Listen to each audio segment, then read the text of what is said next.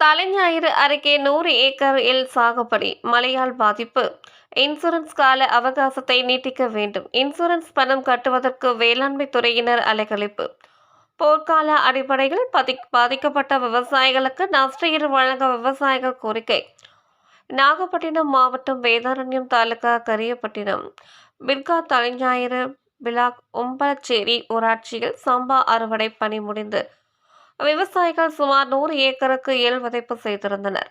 20 நாட்கள் ஆன நிலையில் நன்கு முளைத்து வளர்ந்து இருந்த நிலையில் தற்போது கடந்த 3 தினங்களாக பெய்த தொடர் கனமழையினால் எள் வயல்களில் மழைநீர் தேங்கி எள் செடிகள் பாதிப்பு ஏற்பட்டு வேர்கள் அழுகி துர்நாற்றம் வீசுகிறது. இதனால் இந்த ஆண்டிற்கான எள் சாகுபடி முற்றிலும் பாதிப்புக்கு உள்ளாகி உள்ளதாகவும் வேளாண்மை துறையினர் எள் சாகுபடிக்கு இன்சூரன்ஸ் பணம் கட்டுவதற்கு அலைக்கழிப்பதாகவும் இதனால் மிகுந்த வேதனைக்கு உள்ளாகி உள்ளதாக விவசாயிகள் தெரிவிக்கின்றனர்.